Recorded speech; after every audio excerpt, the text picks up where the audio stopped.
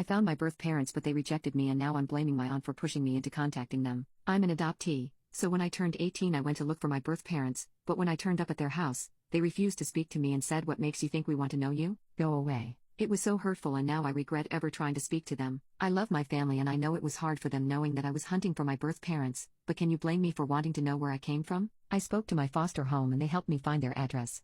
I traveled for 2 days straight with a picture of them given to me by the home, but all the while I worried about appearing without warning. Last night I got a threatening text from a random number saying, "You had no right to come to my parents' house. You should have had the decency to call first, and now my mom is a wreck." It all started when a non-biological aunt told me that she had placed her son for adoption 38 years ago. She has always wished she hadn't given him up. She tried to get him back a couple of months after he was adopted, and she tried searching for him a few times, but she hasn't found him, and she always brings it up with me. I think my aunt's experience has given her this warped idea that if I were to search for my birth family and show an interest in meeting them, it would validate her yearning for her son to do the same. She told me I should look for my birth parents, and at the time, I told her I didn't want to, and she responded angrily saying that I didn't know what I was saying. She has used guilt trips about my birth parents missing me and about the family I could be missing out on. My mom spoke to her several times and told her to get help and to stop dragging me into her grief, but she refused to leave it alone. She asked me, "Why are you so uninterested in finding them?" And I told her how scared I felt about them potentially rejecting me. After all, they gave me up. She would say things like, "Are you not curious about what it would feel like to see and speak to them?" About 3 months ago,